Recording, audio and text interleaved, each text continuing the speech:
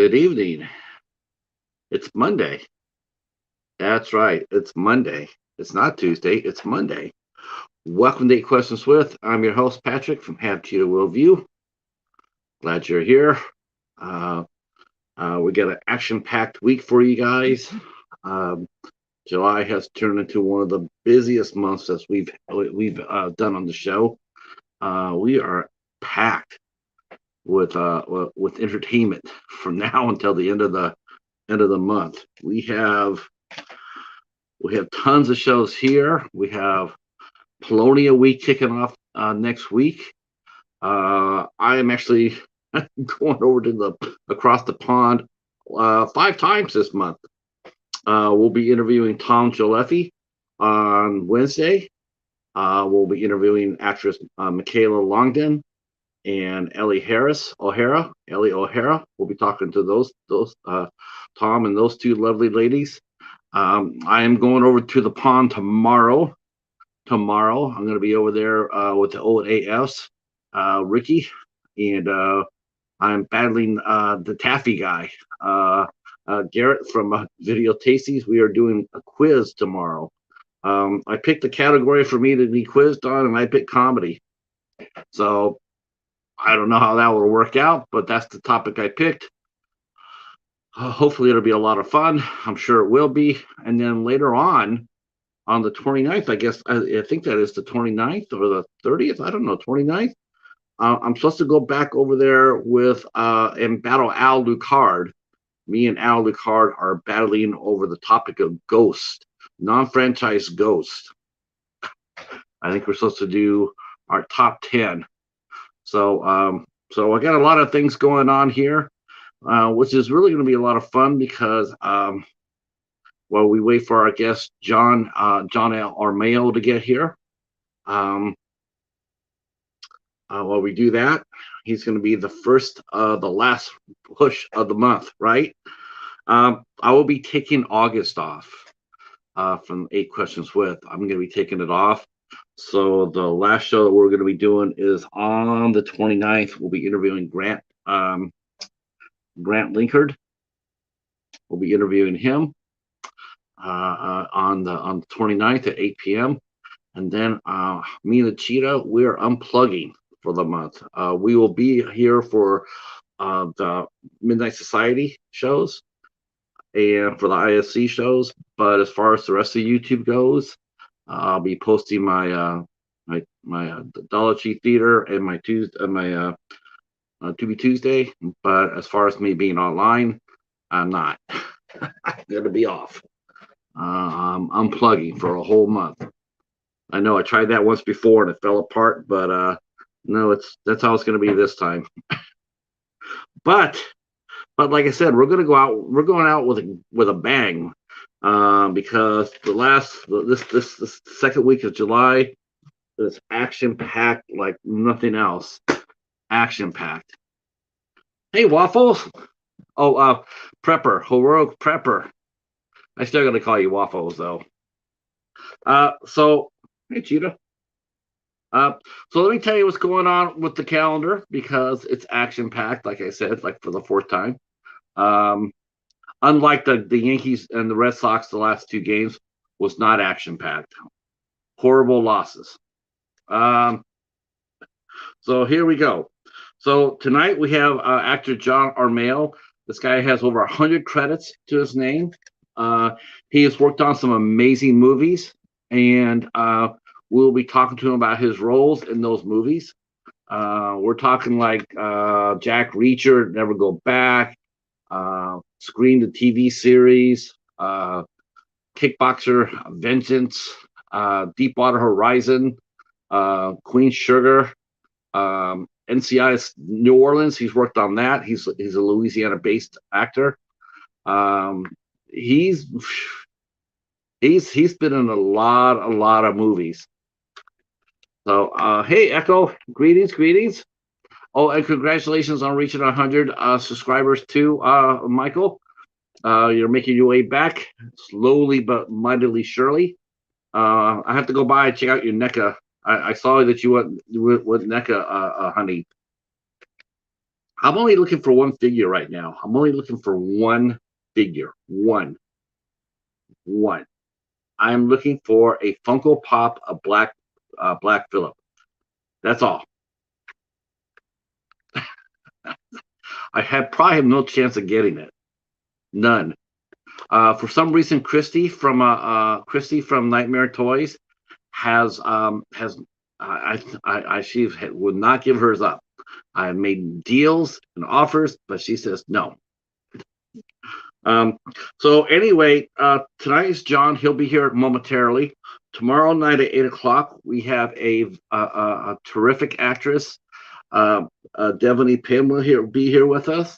She is truly one. This is my first true screen queen, like in every sense of the word, right? Like all the old screen queens that you know of, Adrienne Barbeau, Jamie Lee Curtis, along that line, like a true screen queen. And Devaney is one of those. She has done a lot of great horror films, but she's a very good actress too. And she has done movies such as Crossbreed, Escape to Ensenada, and the one I watched and really enjoyed her in is the Dawn, which was written and directed by her husband Brenda Slagle. So she'll be here tomorrow night at 8 p.m. and we'll talk to her about the status of movies. They just got back from Thailand, so we will talk to them about that and catch up with. Say maybe Brenda will come in and say hi. We'll hope, but we'll talk to Devaney about the state of indie horror movies. So on the 13th, I am going back across the pond to talk to Tom Joleffe. He is a screenwriter for When Darkness Falls, and he also writes for Flickering Myth magazine. Flickering Myth, he's still a writer for that organization. And then on the 13th, the nightcap, 8 o'clock, we'll be talking to everybody's favorite ginger. Danny Inks will be with us. Danny Inks is a very sassy redhead from Los Angeles. She's very fun. She really is. She's a lot of fun. I first saw her a couple of years ago when she was on the Scream Queen stream. And she is very vivacious and very outgoing and a lot of fun. And we will talk to her on the 13th at 8 p.m. And then on the 14th, and I don't know how she does it, but we'll be talking to Gory B Movie. She kicked off her Battle Royale series yesterday. 4.5 hours of action-packed fights, battle royales, demons, kaiju, hunters, all sorts of categories, and they're battling to the death. Think of it as a horror celebrity death match, and that is kicking off. That is kicking off right there on Gory B Movies YouTube channel. But we'll talk with our good friend Gory and see how she's doing and how she's liking her new slot on Sundays. Her show comes on at 10 p.m. on Sundays, Eastern time, and 7 o'clock Pacific time. And then Polonia Week kicks off, and next Saturday, me and the Bat will be flying over to the House of Horrors. We will be joining Stephen and Christy, Miss Boomstick, for the kickoff of Polonia Week. We'll be over there talking to them a little bit about that. Amityville in Space will be released next week officially to the public, I believe, and we'll be talking to Stephen and Christy about Mark Polonia films a little bit. And then on the 17th, they come back to our show on Al's channel, and we kick it off. We will be talking and watching Return to Splatter Farm, and we will be joined by another special guest. T. Betty will be joining us for that. So that will be at 8 o'clock on Sunday, 8 o'clock Eastern time, 5 o'clock Pacific. And then we do another Creators Week, YouTube Creators Week, and I'll tell you more about that as sooner we get to it, the closer we get to it. So obviously the big news I guess it's big news, right? I mean, you know, LQ Jones passed away this week. He was a very fine character actor. He was part of Sam Peckinpah's acting troupe. If you think of a Western movie or a horror movie or of the 60s and 70s, even some of those 50s, chances are you saw LQ Jones. So he passed away this week at 94 years old. Another a fine actor. Hi, Jamie. Hi, Jamie. Good to see you. Another fine character actor that passed away after a very long career was actor Larry Storch. He passed away this week as well. He was 99.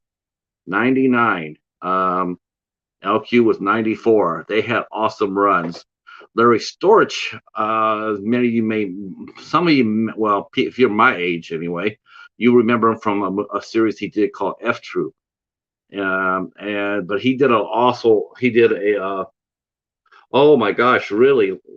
Lenny Van Dolen passed away. Wow. Not been a good month for Hollywood. So James Caan, Lenny Van Dolen, LQ Jones, and Larry Storch. Wow, I don't think Lenny was that. Was Lenny in his? I think he was just in his 70s, wasn't he? Late 60s, maybe. Wow. Okay. Um. Man, I didn't hear about that one. Oh, Tony Sirico passed away from The Sopranos. He played Paulie Walnuts on the show. Yeah, it's been, it's been a rough one, but he had a great run though. I think he was 94. I think he had a great run. All right, our guest is here today, so we better get off the death tip and start thinking about the live tip because here comes our guest. I don't want him to be depressed as we're talking about. Well, we'll just pour one out ceremoniously for our homies. We'll pour this out for our good friends. All right, let's go get John.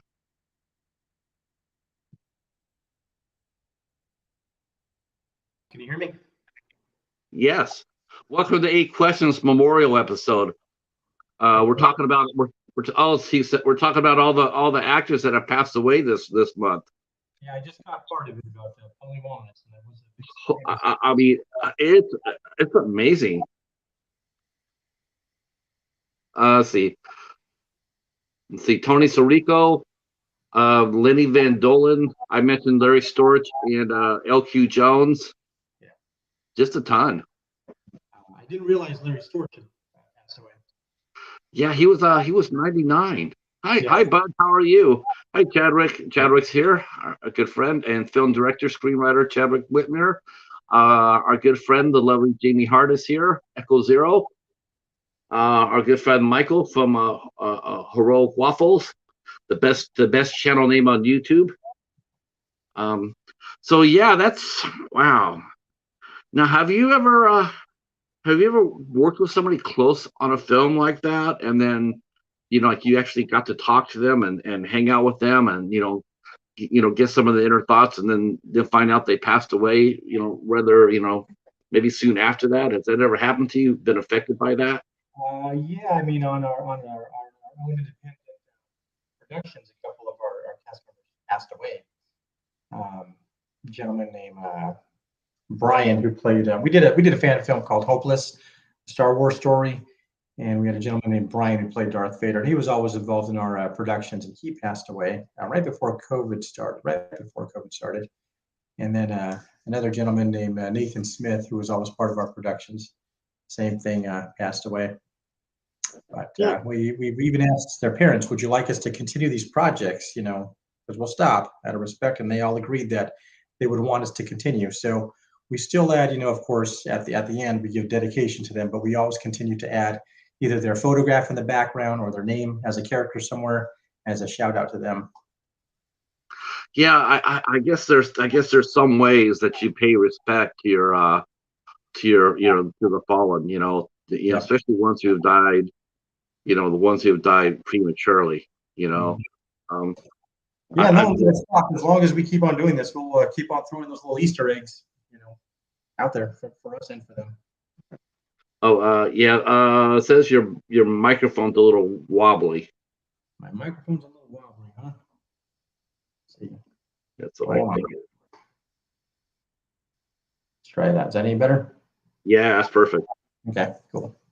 So, I look at it two ways, though. I mean, I look at it like obviously when someone passes away early, right? When they're in their 30s or something like that. It seems it's a lot more sad to me than someone like Larry Storch or LQ Jones. I look at those as saying as they had a hell of a run.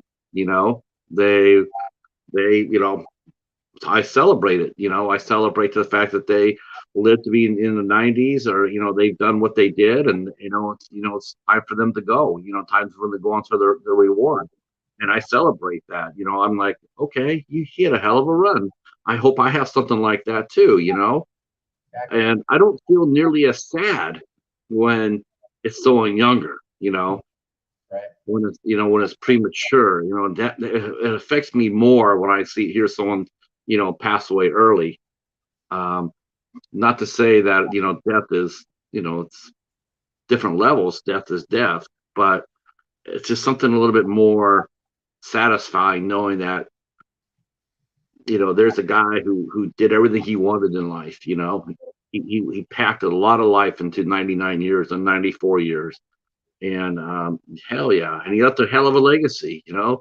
That's the thing. They're never really truly gone, not as long as we have a TV, and we could go on there, we could put on an F Troop, or we could put on Grizzly, or whatever, and see those names of a wild bunch, and see them coming back right at us. That's how I. Back a few years ago, I did a movie called The Butler with Robin Williams, and he played Eisenhower in that movie, and I was one of his military advisors. And 6 months later, he was gone. And being an '80s kid, I grew up watching Mork and Mindy, of course, and watch his initial introduction on Happy Days to Mork and Mindy, all the way through all his films. And like you said, it was pretty cool to be able to experience that and say, wow, this dude had a pretty good run. But Yeah, Robert Williams, he definitely. Yeah, I think there's just certain actors that I don't care who you are, you're just gonna feel it. You're gonna feel it. right, Like, yeah, there's some actors that some people will be indifferent to. Like, I really care for them or their movies or whatever. But Robert Williams is one that nobody wasn't affected by. right. Everybody felt that. Everybody. He's just one of those really rare talents that it affected. If you love if you love movies or television, you were upset. You were mourning Robin Williams. Right. See, Jamie says she loved The Butler. I have to Pretty see good. that. Oh, you haven't seen it? No, Pretty no. cool movie. It covers the life of a butler who starts working in the White House. And Is that the Lee Daniels one? yes. Yeah. Okay. I think I own that. Oh, God. Okay. I have to say this because we all collect films, right? A lot of us collect films, but I've always said that I want to get a T-shirt with this on it, John. Like, I have this movie, but I haven't seen it yet. I own it, but I haven't seen it. It's definitely neat. And he lives in the White House or works in the White House over the course of like 8 administrations. And it's really cool all the different actors that he has in the roles of the presidents. That was definitely pretty neat. And you got to be on screen as a military man with him. Actually, my scene was cut. Oh, Well, yeah, you get paid regardless. You're going to have the experience regardless. And thankfully, right. yeah, but Um, it does suck because after Robin Williams died, the news came and did an interview with me talking about it. And I showed behind the scenes pictures and all that. And but yeah, the scene was ultimately cut. So I just got news. An actor who we interviewed here on the show early on. His name was Aiden, and he was an actor from Australia. And he just posted that. And I'm so tickled for him too. But he just posted that he did the new Thor movie yeah. for Love and Thunder. He was cast. He was cast in that, and his friend went and saw the movie and spotted him. He made the movie, and oh my gosh, it was wonderful to see. Man, he was so stoked. Yeah. You know, well, here if you look for a guy with a long beard and a multicolored jacket, like a sweater, that's me. That's me. And how fun is that? What was it like for the first time you saw yourself on screen? Uh, well, I've got a long answer for that. A That's long all answer right. because the way I see it is I really find I'm a big movie fan, but I've really come to find that for me the fun is really behind the scenes. Um, because whatever happens behind the scenes isn't what makes it on screen. Very, very rarely is that what actually makes it on screen. I kind of describe it as, you go to Europe for a 2-week vacation, you have a great time, but when you come back, all you can show your friends and family is a single picture of you in front of the Eiffel Tower, and it does not capture everything you experienced. And when I come home, I tell my wife and my kids what I did, and get really jazzed to hear it. But then when you actually see the movie, 99.9% of it doesn't make it on screen. And that, I believe, is why there's a special bond between people that work in film, because they experience something behind the scenes that I don't even necessarily experience with my wife. There's a bond and a kinship that you guys go through this stuff together. And unless you've been there, it's really very, very hard to describe, if that makes any sense. But that is my long answer. Yeah, because you know what, you're right. Because you're right. There's a lot more to it. I feel the same way from basically when I'm talking to the actors and crew members. Is does seem like there's a lot more action and adventure, so to speak, behind the camera. Oh yeah. But there's one thing that you have to have, and you probably have developed, in over your long career. I mean, your credit list is absolutely insane. I'm blown away by it. Just the fact that you got to work on the set of those movies. Those are it's amazing. It's amazing. As Um, a big movie fan, being able to work with the Terminator, Arnold, and Dawn of the Planet of the Apes and Jurassic World, shit that I grew up watching as a kid and loving as a kid. Only things on my bucket list now is a Star Wars movie, a Star Trek movie, and a Batman movie, and I'm set. that's it, right? That's it. As soon as you get those, you retire. Exactly. I don't think you're going anywhere though. No. Even after you get those three done. Um, your chances of Star Wars are probably pretty damn good. They keep on pumping out new and new series. I agree. Yeah, the chances keep going up because after episode 5, they said, "Well, we're done. We're not doing it anymore." And then, of course, Disney bought up Star Wars, and it's back on again. So yeah, you never know. But it is pretty mind blowing to grow up, as a '70s and '80s kid and watching this stuff as a kid and loving it, and then being able to have the opportunity to work on it. It's absolutely mind blowing. So I'll use Planet of the Apes, the new reboot that came out a few years back with James Franco. Right. You've seen that, I assume, right? Yes. Okay. So great movie, and I love the ending because during the ending, if you recall, there's a simian flu, and the pilot gets sick, and he gets on a plane, and they show the pandemic spreading all across the planet, right? Right. You remember that scene? Yeah. Fantastic. I remember walking into that movie saying that was the greatest endings I've ever seen. What a great movie. Loved it. And it didn't even really become a Planet of the Apes movie till like the last 10 minutes. So I was really, really looking forward to the sequel. Then when I got the opportunity to be in the damn sequel, it's like, oh shit, could have asked for a better No. better No, yeah, I watched that. I actually thought that trilogy was extremely well done. Oh yeah, Very, very well done. absolutely.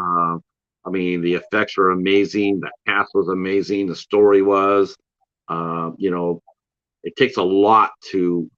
It would take a hell of an actor to erase Roddy McDowall's performance. Yeah. But look at Andy Serkis, right? Yep. I mean, amazing. I'm sure if Roddy McDowall was here, he would have walked over and shook Andy's hand and said, "You kicked ass." Mm-hmm. Have you ever had to do that? Have you ever had to follow an established actor or established role or character that you've had to replace somebody who was in it before you? Have you ever had to go in there and fill in them like an understudy or whatnot? No. No. That would be hard. Maybe one day, yeah. No. That would be hard.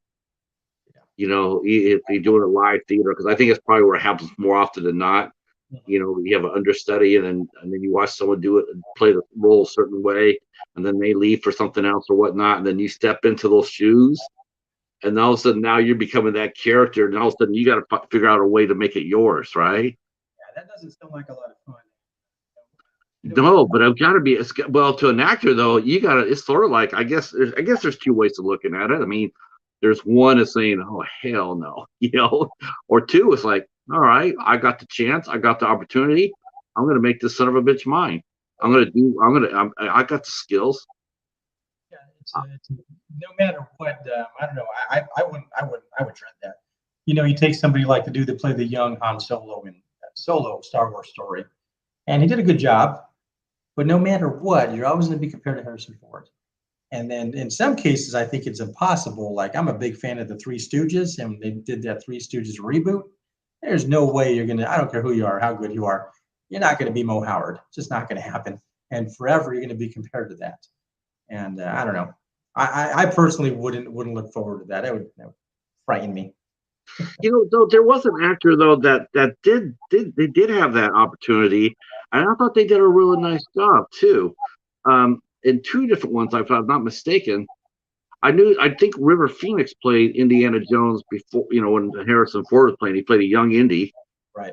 And you know what? I thought he did an outstanding job.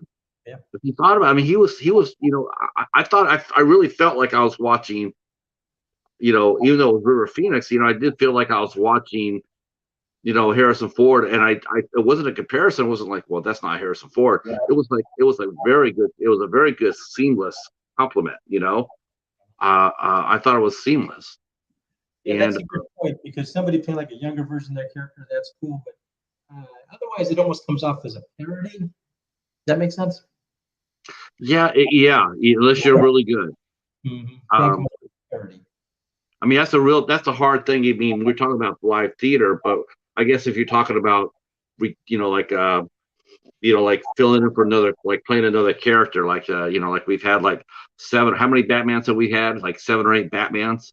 Yeah. Everyone has to follow somebody else's shoe. I mean, they all bring something to the party, something that makes it uniquely theirs. But yeah, you're right. That's a hard thing. Yeah. Now you're based in Louisiana, so were you born and raised in Louisiana? I'm actually from Southern California.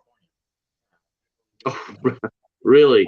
Yeah, I've been in Louisiana for about 20 years. Honestly, I never would have attempted this in Los Angeles. I'm familiar with the entertainment industry, knew people in it, but personally, never would have even attempted this in LA. No. Where at in LA were you born in? Little town called Whittier, California, which is in Los Angeles County, and then moved to Orange County. Okay. When I was a teenager. I left there when I was about 27 or 28. Okay. Yeah, because you have no accent. You don't have a Southern accent. I've been accused of having a California accent, and when I asked what that is, they said you pronounce every letter of every word. I've never even heard of that. Yeah, me neither. I said, what's a California accent? So, I'm from California. I think I mangle every word. What part are you from? I grew up in Ontario. Okay, yeah. I'm actually going to be going to California in a couple of days and staying with my brother who's in Chino. I know exactly. I lived in Chino too. Yeah. Yeah, I actually lived in Chino before I went to Ontario. Yeah, you get off the 60 freeway and Ramona. I'm sure you know where that's at. Oh yeah. I'll be there in a couple of days. Wow. I wonder how it's gone. I wonder how big it is. I have not been back there in probably 6 years or so, and the traffic is just insane. But my wife bikes, and she just biked from Vancouver. She's biking to the Mexican border, so she's been out for about 8 weeks, and I'm going to fly out there and meet her and pick her up and come back. Wow. Yeah, did she do the PCA, the PCT? Yeah, all the way down. Oh wow, that's about crazy. 8 weeks. Yeah, but at least she biked it, right? 8 weeks, yeah. Oh my God, she's tired. Yeah, that's crazy. The PCT, it's called the Pacific Coast Trail, and it goes all the way from Vancouver all the way down to the Washington border, or down to the California border. I think Reese Witherspoon did a movie called Wild, yes, which was a true story, based on a true story about a woman who was recovering, and she hiked that trail. Mhm. That's a crazy story. Never thought about doing it with her, huh? I bike, but I have no interest in doing that. I mean, I bike with her. I'll do 6 hours or 90 miles, but that's it. My mind's too busy. It's beautiful, it's fun, but I don't want to be out there for days on end. So I Yeah. like to be supportive, drop you off, mail things ahead of you, do whatever I need to, make sure the house take care of where you're going. Talk to you every day, check in, but Now, does she go with a group of people? I know she's solo, but there's people along the way that you ride with. Okay, good, So, good. like this community, they have a community out there. Yeah, I really wasn't even really aware of that until after I left California or left Southern California about the Pacific Coast Trail. I would have liked to have gone up there and just to sit there and watch people walk by. Yeah. That would have been a lot of fun. So let's talk a little bit about your beginning of your career. Now, did you start your career? Did you start thinking about doing this when you were in California? Were you a creator when you were younger? Now, if you, what was the last part? I'm sorry. Were you a creator when you were younger? Were you a reader or a drawer, artist? Oh, yeah, definitely. I've always been creative. I've always drawn, painted, storyteller, all that stuff for sure. Always had an interest in movies and entertainment. In fact, I owned a business from like 1995 up until maybe 5, 6 years ago. Entertainment business. We sold movie posters and toys and all sorts of stuff. So very, very involved with comic conventions. We had a store in Fullerton, California, and sold online, of course. So self-employed for many, many years, and always had an interest in entertainment. So I want to say about 2010, 2011, I used to go to the gym a lot. So got my buzzed head, used to go to the gym, pretty good shape, and I have a very, very stern presence and really good posture. So I've always been mistaken for a cop or a soldier my entire adult life. I'll go into Home Depot and they try to offer me a discount, and it's weird. So one day a buddy of mine said, "Hey, I'm going to go down and meet with the casting director in New Orleans because they're going to be filming the new G.I. Joe movie here, G.I. Joe Retaliation. Would you like to come along?" And I said, "Sure, I'll go along. Maybe we'll have lunch or something, just go hang out." And big G.I. Joe fan my whole life, still got my Snake Eyes tattoo on there. That's right. So I was not going down there for me. I was going out there to hang out with my buddy. And so he went in and had his meeting. And when they came out, she said to me, "Oh, wow, are you signed up with my company?" And I said, "No, why?" And she says, "Well, you have a really, really good look. I'm sure I can get you a ton of work. Can I sign you up?" Sure. I signed up with her. And between then on the way home, I got 5 phone calls to sign me up as an extra. And I said, "Is this normal?" And she says, "No, you just have a really, really good look at like a cop and a soldier and all. Could do something with it." So I said, "All right, so what you got?" So the first thing she said, "I got a 2-week job for you if you want to play a soldier on a movie called Abraham Lincoln Vampire Hunter." Hell yeah. So I said, sounded stupid to me. So I said, "I'm really not interested in anything, low budget, stupid." She said, Wait, "No, no." they didn't tell you who was in. They didn't tell you who was in it yet, did they? She said, "No, no, this is a Tim Burton movie, $190 million budget." I said, "Oh shit, okay, I'm in. I'm in." So never did any of this, but started, kind of working my way in there. And I took every job offer because I wanted to get on the G.I. Joe movie. I'm a reasonably intelligent guy, and I know this is a business. And I know I have no experience, but I know networking is everything. Yes. So anytime she called me, I'd say yes, yes, yes, yes, yes, yes, to learn how sets work, to observe. But because of the way I look and because of the way I carry myself, and I'd walk onto sets, and immediately it was assumed that I was a cop or a soldier. So they would just start handing me guns. And I'm also smart enough to realize, keep your mouth shut and just go with it. Act like you know what you're doing. Right. So I'm a little silly in real life anyway, and I like to joke with people. So I've got a killer poker face. I can bullshit with a straight face and just see how far I could take things. So I just started applying that and started to learn the trade, I guess. And then got onto the G.I. Joe movie, which is all I wanted, to get on the G.I. Joe movie. And so they hired me for 3 months on that. And that's when I realized, I knew this was a job, but I really realized just how much of a job it was because, people call out sick, people overcommit. And I was one of 40 Cobra troopers that they hired for the movie. And hey, so-and-so is unable to make it. Can you fill in for them for 3 days? you get military training, and you really get to know, everybody around and start to pay attention and watch and learn. And what I learned on every movie set is whether it's an indie with, $1,000 budget or Jurassic World at the $300 million budget, they're all essentially the same Right. process. So I did the G.I. Joe movie. When we wrapped on that on the last day, I said to the casting director, I said, hey, just remember who you called every time you needed help. I want a really good part in your next movie. I was just joking, but I said it with a straight face. So about 3 weeks later, she called me and she said, hey, well, I remember what you said. And I said, well, what'd I say? She said, you said I owed you and I did a really good part. And I said, oh, I was just kidding, but what you got? And she said, well, there's a movie that we're going to be doing with Russell Crowe, and he needs a bodyguard for 4 days in this movie called Broken City. I said, okay, well, I was just kidding, but I'll do it. So did it. And then my wife asked me, she said, all right, well, you got what you wanted. You wanted to do the G.I. Joe movie, and you did it. And I said, are you going to keep on doing it? I said, well, I don't have to do this. I'm just going to do what I want to do, which is kind of how I live my life anyway. I'm going to do what I want to do. So yeah, as the phone calls started coming, I'd do what I want to do and pass on anything I didn't. And then G.I. Joe called me back, I want to say March or April, 6 months after we wrapped, they called me back, but they were coming back to town for reshoots.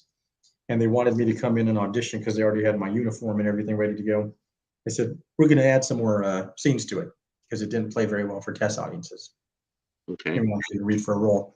I said, all right. So I went, read for the role, and I did not get it. So they asked me to come back in a non-speaking role to play a major military, Army major. So we go back to set, and movies, they're not as planned as you think they are. So they ran over, they said, John, we're scrapping the major part. We still have your Cobra trooper outfit. Would you come to set? All right, put it back on, ran out back out to set. And then the guys that they had originally hired at auditioned for these speaking roles for the Cobra troopers wasn't panning out the way they wanted to for whatever reason. These guys weren't as good.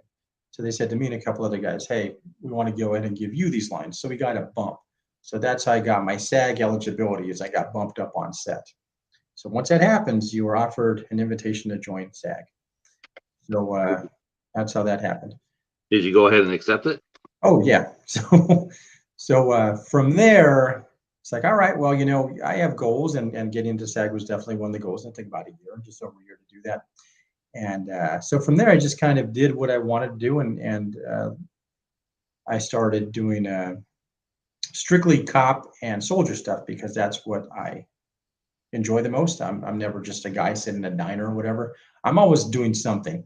So as things progress, I started getting to what's called special ability, and from there I went on to Planet of the Apes. I guess Planet of the Apes was the next big one. I take that back. There's one called Escape Plan with Schwarzenegger and Stallone in a prison. And I wanted to do that because I did 2 weeks on that, and there was a really cool riot scene that I wanted to be part of. So I did that, and then Planet of the Apes. So I did Planet of the Apes. That's when I really started getting into the stunt part of it. Because if you've watched that movie, there's a guy, one of the leads looks just like me, I look like him.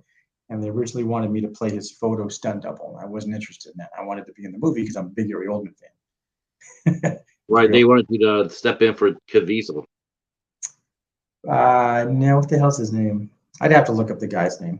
Was he the warden? Did he play the warden? Gary Oldman played the warden, yeah. But there was another actor in there that I look like that they wanted me to play. See if I can find it real quick. No. Kurt Acevedo was his name. Okay. You look it up. Oh yeah, I know who that is. Yeah.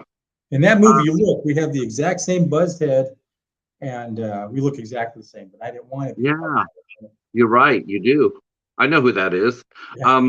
Well, let me ask you this question, John. When this is happening, I mean, had you had the acting bug to before? Had you wanted to be an actor, or was this something that you just literally walked into?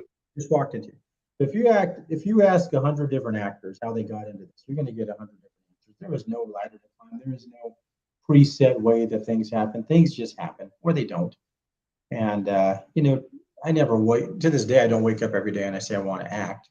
In my life, I run businesses and have owned businesses. That's what I'm really, really good at. So these days, I would consider myself more of a producer. I still act from time to time because I just want to stay fresh.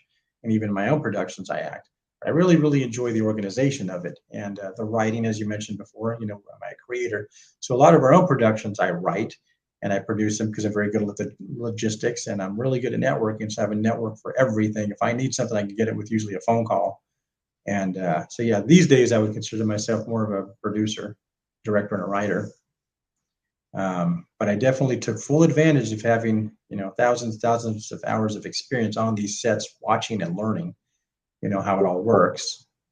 But I'm never content to be stagnant. I always want to be moving up to the next level and taking people with me along the way. Sure. How did you when did you take any acting classes after a few of these few of your on-set experiences with that Taking you one, went on to? taking one acting class in my whole life. Only So, how, how did you like the class? I'm not much of a student. I don't like I don't like school, but I learn by doing. Some people can sit in the classroom and take notes. I like to learn by doing. So you throw me on a set with Gary Oldman for 4 weeks, I'm going to learn something. I'm going to watch this dude.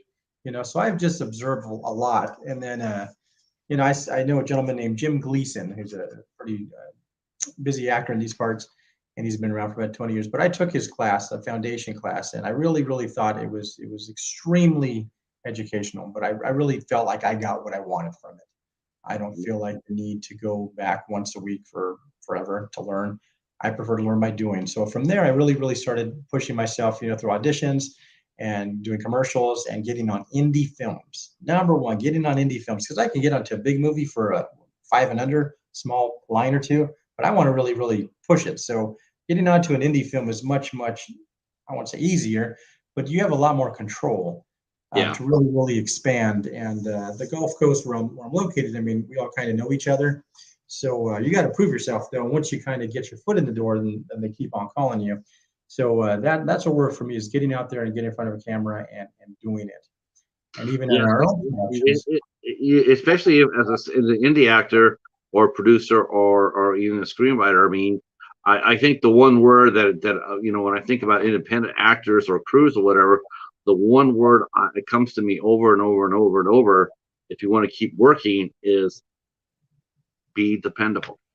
Oh yeah.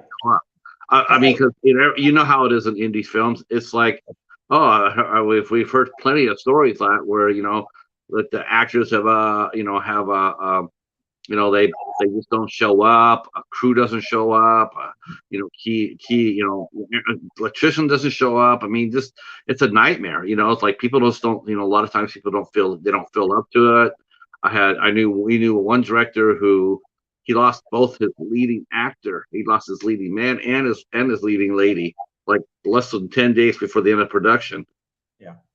So as I mentioned, this is very much a job, and you got to show up, and you got to do your job, and you got to be a team player. You got to have a good attitude. For sure, it is a job, and most people don't realize that. They get onto a set, they're like, "Yeah, I've made it. I'm king shit." No, it's a job. We're all replaceable. Do your job. Now, when you said you were on set for when they hired you for 3 months, now that meant you have to be on set every single day. Why you're no? No, if you're hired for like the length of a movie, you're just needed on particular days. Oh, they pay you for your time, but they just is when they need you, they call you. Yes. Yeah. Wow. Now you didn't get a chance to do anything. Did you go down there anyway, even on your days off, just to see if you could see what else you could do? No, you're not needed. On big production, if they need you, they call you. Otherwise, they don't need you. There's no reason. They don't even want you on set, really. There's no reason for you to be there. When it comes back to indies, like you were talking about the reliability. Now, when I put together my crew, I'm very, very, very, very careful who we let in. We're 5 years into this in our own production team. 5 years into it this past May, and we have a very, very tight core group of like 5 people. Then I have an outer crew of like another 10 people. Then we have an outer ring, another 50 people that we call on. But people that put us in a bind, they just don't get called back. Things are hard enough when they're going right. Yeah, is that the case? Mm-hmm. What was your first project? And do you have a production? What's your name of your production company? It's called Our Fun Productions LLC. Our Fun. Our Fun, OURFUN apostrophe, Okay. and exclamation, named after a book that my daughter wrote. She wrote a book when she was a kid called Our Fun. And I always thought it was cute, so I stuck with it. Now, when did you start writing? Writing for film? Well, okay. So as I mentioned, I always paint and write and do silly stuff my whole life. So I'm a parent. Are you a parent? No. You're not a parent. Okay. So as a parent, you got kids and your kids do dumb shit. So I'm I did my fair share of dumb shit. So I'm not a big fan of Pop-Tarts, but one particular day I walked into my pantry to get a Pop-Tart, and the box was empty. If you're a parent, this happens all the time. Mm-hmm. And kids just don't throw shit away. So a couple months later, I went to go get a Pop-Tart, and again, the box was empty. So the third time, I told my son to grab my cell phone, and he filmed it. I said, film me and follow me. And I walked in the pantry, and we filmed the Pop-Tart box was empty. And as a goof, we just put it on Facebook, and it got a good response. Everybody thought it was hilarious because they could relate to it. So me, being the attention whore that I am, every time it became a gag. And it always had the same punchline. The Pop-Tart box would be empty. So we got more and more elaborate with it. We started adding special effects to it, and it just got sillier and sillier. But it continued to get views, 7, 8, 9, 10,000 views just for these little 30-second bits that we put up. But the joke was always the same. So whatever. It was just for my own amusement. And then one day I was on the set of a TV show called NCIS New Orleans, playing a SWAT guy. And one of the other actors, a guy named Christopher Heskey, comes running up to me and says, "John, look what I stole from Crafty." And he's got a Pop-Tart. He says, let's do a Pop-Tart skit. So I said, okay. So 3 seconds, I wrote something, and we did it between takes. And it's out there on YouTube and all, PopTart Adventures, we call it. And you can even hear them at the end. Hey, we need you guys, and we're wrapping up our skit, taking off. But enough people were watching it that I'd get onto regular sets, and now somebody would always run over and say, "Hey, let's do a Pop-Tart skit." So kept on doing them, and then I do a lot of I haven't done them since the pandemic, but I used to do comic convention panels. And sometimes you'd have a cosplayer in a Boba Fett costume or an Optimus Prime rig, and hey, let's do a Pop-Tart skit. So it's just a little silly thing, but it started to take on this whole life. And we were building an audience and didn't even realize it. So then as I decided to, let me start actually learning this production of indie production now. So let me write a Pop-Tart skit. So I wrote a little 5-minute skit, and I got a buddy of mine that looks like Jason Statham. So we wrote a skit with Jason Statham in this Pop-Tart skit. We filmed it. It took about 8 hours. And then I said, all right, well, let's see if we could bring some more people in. And I'm learning while we go, what went right, what went wrong, how can we improve on the next one? And then started bringing more people in, and we put together this little group. And I said, all right, we're going to have this group. All I ask is that you bring something to the table. We're all going to learn together. We're going to evolve together. We're going to have a good time. If you want to bring a case of bottled water, it's cool. If you got a whatever, a microphone, bring that. Everybody just bring something. So we did, 4 or 5 little PopTart Adventures. They were written, and they started getting bigger and bigger. And then eventually we said we were going to do a Star Wars one. And I don't own a Darth Vader costume, and I didn't at the time own a Stormtrooper costume. I do now. But so we wrote this Star Wars fan film. It was going to be a PopTart adventure about a Stormtrooper, and I look like a Stormtrooper. I look like a clone trooper, and wants to meet Darth Vader. So it was a 5-minute skit. And by the time we were done, it's about 45 minutes. We had 150 people involved because we got the 500 first involved, and that's just kind of how things happen. So something starts to happen. I don't run from it. It's like, all right, shit's happening. We've got to roll with this. So then that's when we upgraded from shooting with cell phones to actually getting camera crews involved and really, really going with it. So if you ever look on YouTube, you find our trailers and footage from Hopeless, a Star Wars story. So, and then from there, we went on to our own independent projects. But everything starts somewhere, and you just go with it. I'm just amazed that Kellogg or Disney or Lucasfilm at the time, maybe. I'm surprised they let you go with it as far as they have. Well, if you do a fan film, you just can't make any money on it. So right, but that's right now, you were just doing skits. Oh yeah. So if you type into YouTube right now, Star Wars fan film, 5,000 results are going to pop up. Oh yeah. And as long as you're not making money on it, you can fart around to fan films. Oh God, what fan films has got to be that's got to be like the, I don't know if it's the most I don't know. I don't know how to say it. It's either the most loving of love letters to a movie, or it's the most expensive love letter to a movie Yeah. because you spend a lot of time and effort into it, and you're right, you can't get anything back from it. Maybe someone sees what you're doing. They wow, they really did really well with what they got. Well, let's see what they can do with the original movie. You hope that'd be the case. Like, okay, we saw what you could do with somebody else's stuff. Let's see what you can do with your own. Yes. You know. So I looked at it as a tuition. I paid for a lot of my own pocket, and I take that back. We did have some donations as well. But everything I pay for out of my own pocket, and it's tuition. I'm not going to pay to go to film school. I'm going to do it myself, and we're going to figure it out. That's how I see it. How was that? How was that? Now, did you do that while you were in Louisiana, or was this in California? No, I've not done anything in California. Okay, so everything you've done so far has been Louisiana. How Okay. do you like working out in Louisiana? I mean, is it pretty competitive? I mean, I've been talking to Elaine Huntington. She said it was pretty. The scene's pretty supportive of each other. Yeah, as I mentioned earlier in the conversation, when I said I never would have attempted this in California, the reason being that the state of California's population is 48 million. The state of Louisiana's population is 4 million.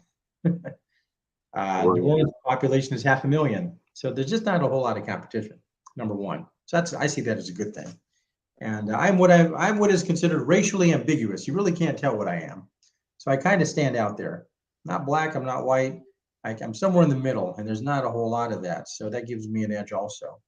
So that's how I see it. But the film community here, as Elaine said, is extremely supportive. We all know each other. Not a whole lot of assholes. There's a few that I stay away from, but generally extremely supportive. And even all these other guys that make their own movies in here, they call me and say, "Hey, John, can you help with locations? Can you help with some props? Can you do whatever?" And I'm always happy to help. A guy named Bill Rainey, who runs a local 48-hour film festival, called me a couple of weeks ago for help with some insurance. So, we all look out for each other. And if I need help, I call them. And that's about as good as you can ask for. We're not out to sabotage each other. We're not out to hurt each other. We recommend actors or locations or whatever we can to do to help, because we've all been in that same position where you need something. And you've got to find an answer. You got to ask for help. Yeah, yeah. How bad was it for you during the pandemic? Were you still able to work at all, or were you doing your own thing during the pandemic? How'd you stay So busy? yeah, so during the pandemic, this point I've gone full indie at this point. So I'd written a quick little skit called Flops, as we talked about it, a parody of Cops. Yeah, And I wrote it in about 10 minutes, and we filmed it over a course of about 5 hours. And got a pretty good response, but it was truly just goofing off. And so then my main actor on that was a guy named John Mangus, who works with us a lot. And the day of the shoot, he called me and he said, "Man, I'm really, really sick. I'm not going to be able to make it." Coincidentally, had another actor who came to hang out, a guy named Shannon Greer. And so he took his wardrobe and his script, and he learned it quickly, and he jumped in and took over the spot. What we didn't know at the time was that John Mangus had COVID. We learned pretty quickly after. Thankful to say he's still with us and still works with us. But that's what happened. He was taken out with COVID, and about 2 weeks later was when all the announcement came that, hey, we're shutting everything down. So again, I'm not going to sit by. So we analyzed it, and everybody got their protocols in place. And because I write and produce everything, I said, all right, well, we're not stopping, but we're definitely going to adapt.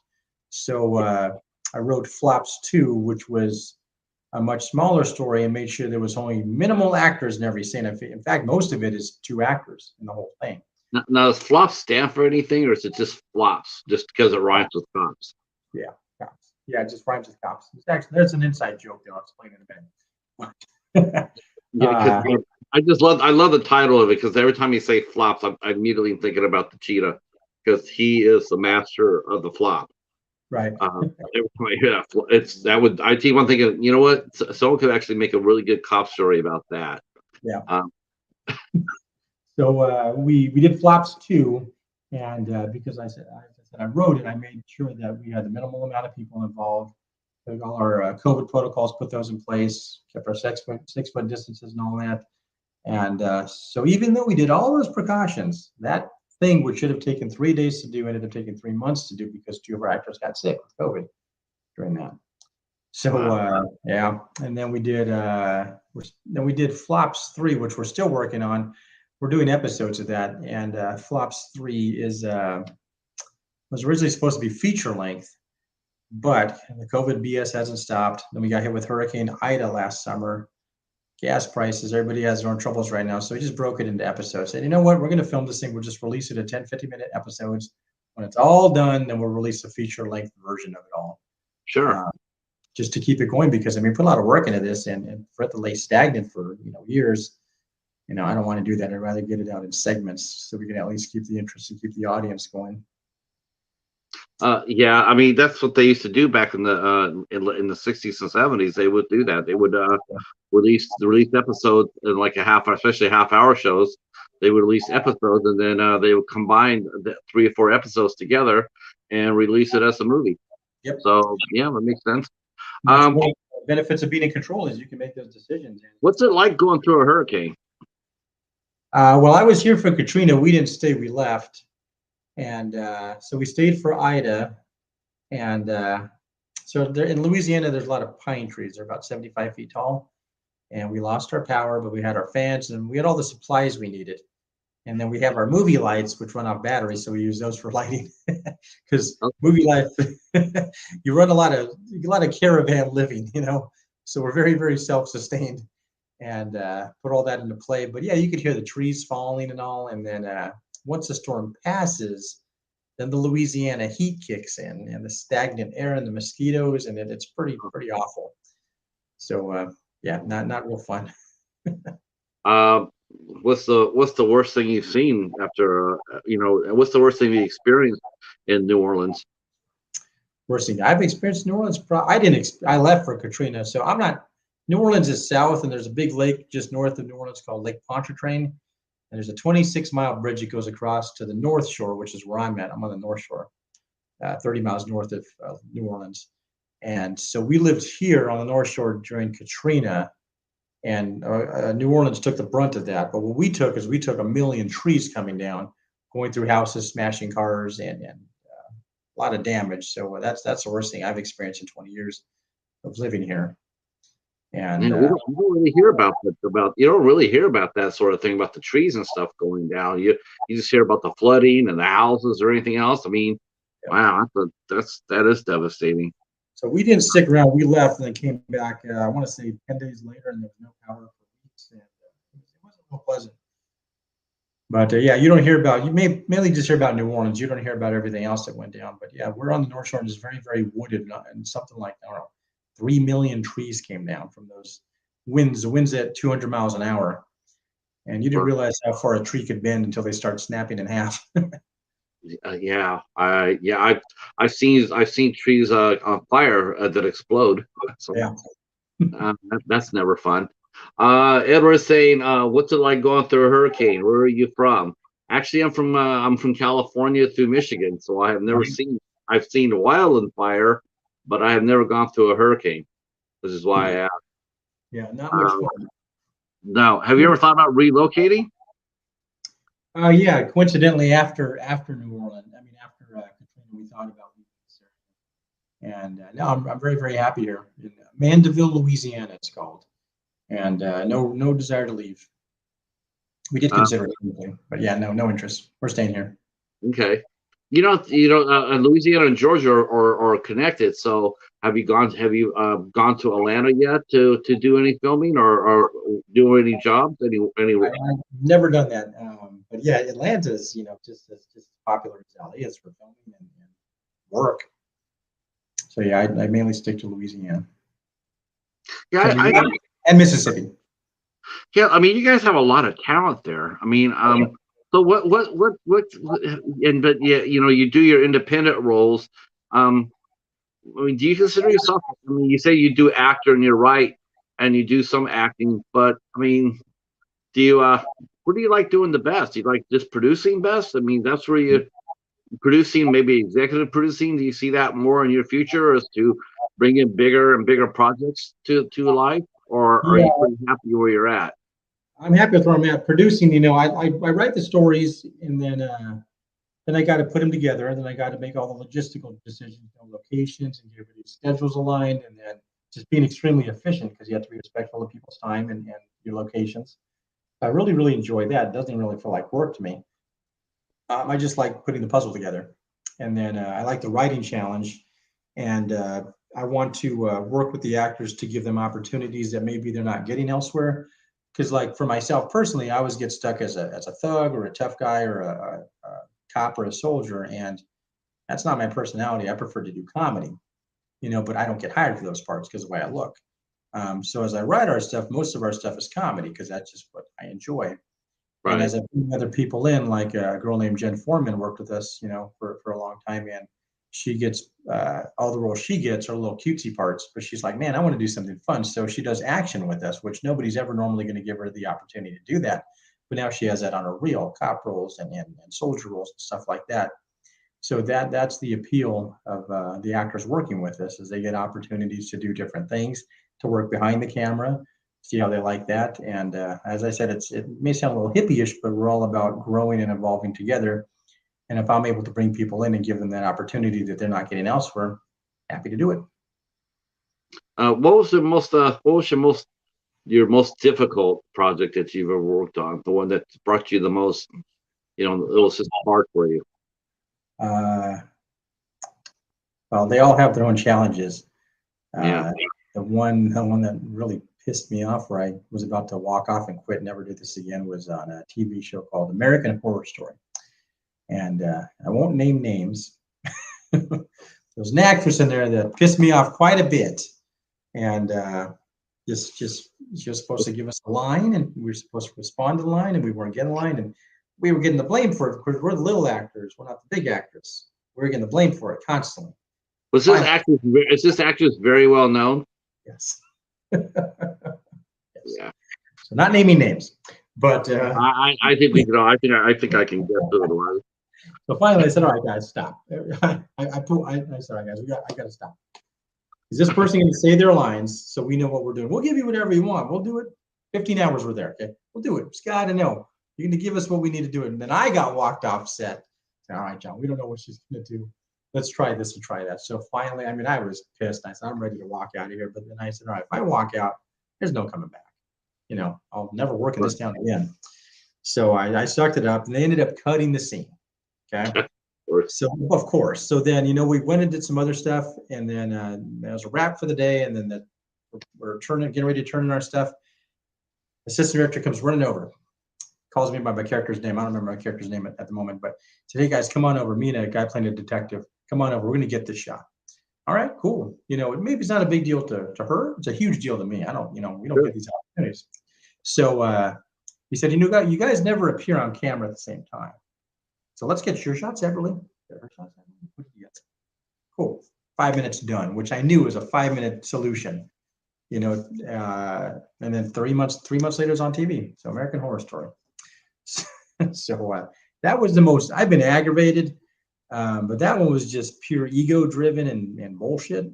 And generally, I'll take a guess who that is, but off camera. But I bet you I'm right. I bet you are. Thanks, Hobbs. Yeah. Okay. So how about let's put the hat on the other side. What's been the most rewarding? And what are you encouraged, or or did you not necessarily encourage, but did you take an opportunity? Did you keep like a physical notebook with you? Were you taking notes about how people were doing things and how they set up the cameras and all that? Were you looking at seeing how that all worked? Just a lot of mental notes. I observe a lot. Body language, endlessly.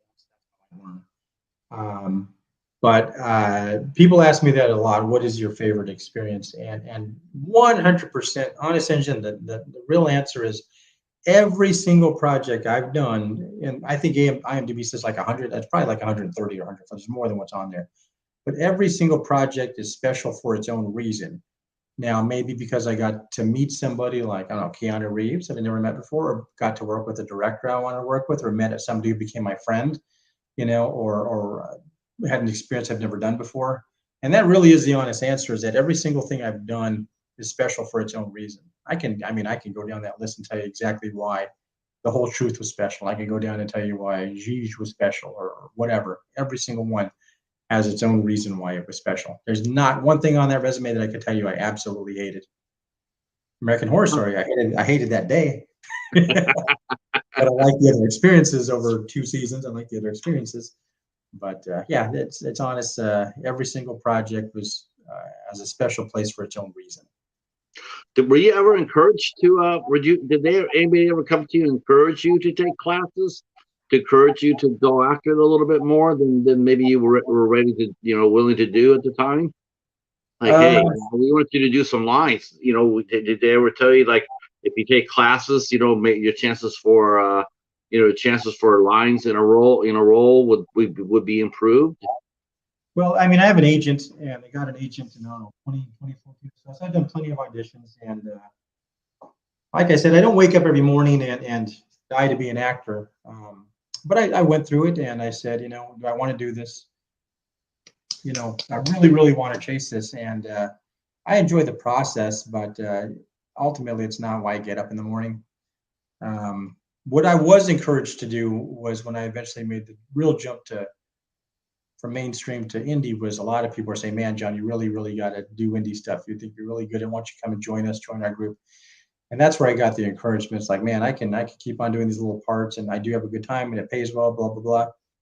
But I'm not happy sitting on the sidelines. I'm not happy with a tiny part. I want to really, really, really be involved in the creation end of it. I want to have a voice, and I want to have a presence, and I want to be involved in the decision making, and make a difference. When I work with the actors I work with, because we have a very tight group. We do bring outside people in, but not for everybody.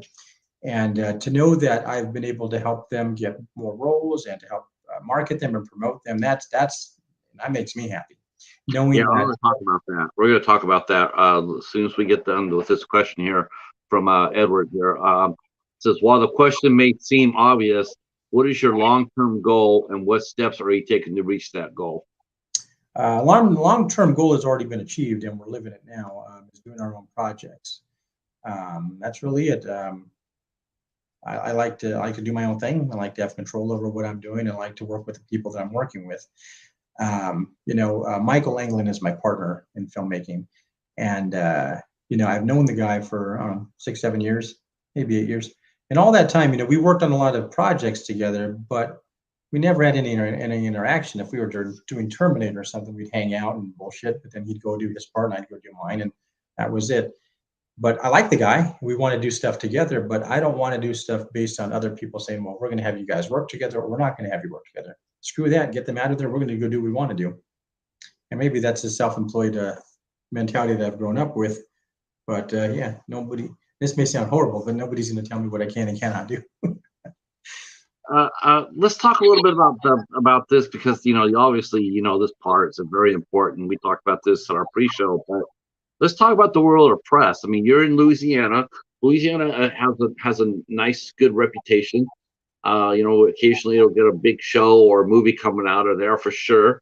But have you noticed that how do you handle press? How do you make yourself stand out more than what you already do? Sure, you're in casting directors' Rolodexes and whatnot, but what do you do to make yourself a little bit more well known? Do you ever go on any other productions? Do you ever act in any other productions, or produce other productions other than your own? So heavy social media presence, big time.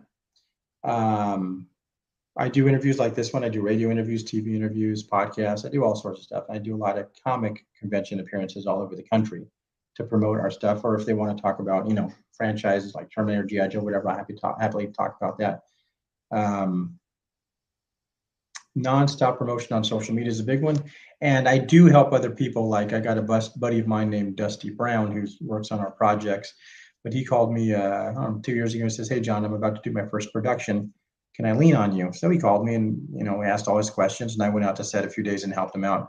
So yeah, lots of networking and being available. We have another guy named Jay Ashton who just did Flops 3, he played a character. And I met him because he brought me onto his project to play his father. And so we kind of said, hey, I'll do this for you. You do this for me. So he's playing a character in my thing. I'm playing one in his, and I'm filming with him in a couple of weeks. But every now and then he'll call me and ask me for, hey, can you come help us with this? Get my opinion and all that. But yeah, lots and lots of networking. And then with your bigger social media presence, casting directors follow you. So as I know they're watching me, they're seeing what I'm putting out there. So I'm constantly promoting our actors, constantly promoting our productions, to the point of annoyance, I'm sure. But nobody's gonna do it for you. No. It sometimes it's a little frustrating because I'll get out there, and it's funny. It's like I'll get accepted because I'll go and search groups, casting directing groups, or like Louisiana actor groups, and I'll submit myself, and then I'll tell them who I am and whatnot. I'm an interviewer. Gotten a certain amount of interviews here and this and that. I believe in promoting. I believe in press promoting. For some reason, they always turn around and say, "Well, you're promoting yourself?" And it's just like, wow, I don't see myself as that at all. It's like it's not about me. It's about you. Let's talk about you. It's never been about It's never been that way. And sometimes I just wonder. Sometimes some of these groups that we're in. I wonder if they truly understand what PR and what press, how important it is. It is a little frustrating sometimes. Have you ever run across any sort of obstacles in trying to get a project of yours noticed? Like contact a local newspaper and say, hey, I'm a filmmaker here in New Orleans. We got Flops 3 and we're working on that. Could you put a blurb in there for us? That we're doing something like this in the town. If you're going to do this, you got to get used to rejection. You got to do what? Yeah, you have to get used to rejection. Oh yeah, that's for sure. That's for sure. You have to be very, very comfortable with rejection. Even as I submit myself to comic conventions, once a year, beginning of the year, I'll pull up the conventions for that whole year. I'll submit myself as a guest to 300 of them. If 10 call me back, that's a win. Yeah. Same thing with an audition. If I submit for 100 things, shit. If I get 2, great. So you be very, very comfortable with rejection. Yeah. It's just fun. Yeah, for a writer, it's a little, or interviewer is a little different because it's like I don't mind being told no at all. I'm used to that too, on this side of the fence. But it's like when you go ahead and you write down, like I do this interview and I go ahead and I go to a group, their actors group, and I go ahead and I post it, and then when you see someone not take it, and it's like, why did you say no to that? Well, because it's about you. You're promoting your. I'm like, did you not see where it says interview with John or Mail? Did you not see I'm talking to him? It's about them. It's not about me. It's a little interesting to see the mindset. But no, you're right though. I mean, you got to get out there. You got to definitely, because you're right. If no one raises your flag, nobody. If you don't do it, nobody else will. That is the proper attitude to have. Do you guys do roundtables? Like, do you ever meet other actors, other directors, or whatnot? Do you ever guys, I know you do on social media, but you ever guys meet like at a restaurant or a coffee shop or whatever, and just do like table reads or pop around ideas? Not real. Like, I mean, I have a casual relationship with all the guys in our on Facebook. Not even sure ideas. Every now and then they ask me to read a script. Hey, would you read this? See what you think about it. I don't really do that. I don't really share it. I just share with my team. Like, if we're gonna film a scene for Flops 3, which we're actually doing, these days. First thing I'll do is I'll write it. Then I'll submit it. I'll email a copy to my buddy who writes these with me. Now we kind of bounce ideas off each other. We've been friends for about 35 years. If my idea sucks, he's going to tell me, John, this sucks. Yeah. Well, he's not going to hurt my feelings, but he's comfortable enough to tell me. And as a writer, you have to have somebody tell us your idea sucks. Otherwise, you're going to end up with the Phantom Menace, Oh shit. So you need somebody comfortable to say, this is great, that's awful, let's change this, let's change that. So It could be worse. It could be worse. Could be Red Tails. Right. We start out with that, and then I'll have an idea what I want. Then I'll get the production team involved. My partner Mike, who does our camera work.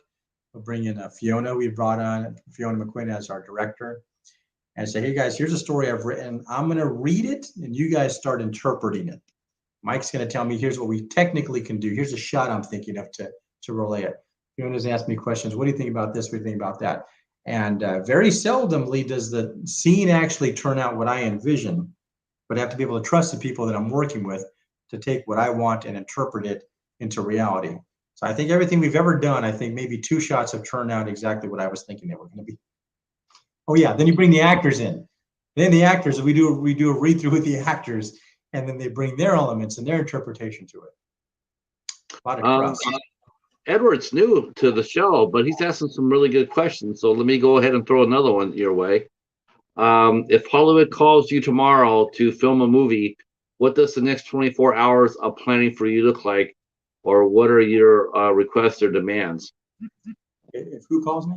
I guess if you got a call to go out to Hollywood to do a project, what is the next 20? I mean, how do you get ready for that? Well, first I would go to an agent, and the agent said, you want to do this, and I have to audition for it. I get it, and I accept it. I don't know. I don't know if I really want to do it, to be honest with you. I'm so happy doing the indie stuff. Let me ask you a little tougher question. Now, speaking of peers and whatnot, so have you ever watched a movie from a peer in your acting community? That's a good question, by the way, Edward. That's a good question.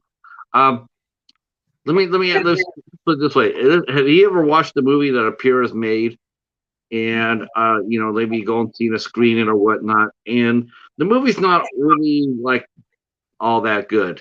Yes. And someone comes up to you and says, "Hey, so what did you think?" So how do you answer that? Well, that does happen. And you got to ask, well, you want me to be honest, or you want me to be nice? I will give constructive criticism, like, hey, this needs some work, or maybe the audio was a little off, or suggest. But ultimately, this may sound rude, but ultimately it's not my problem. Unless I'm willing to go in there and fix it, or offer my services, or offer my involvement, you got to learn, and I mean, I know that I've done garbage, but I try to keep my stuff out of the public view. I call them throwaways.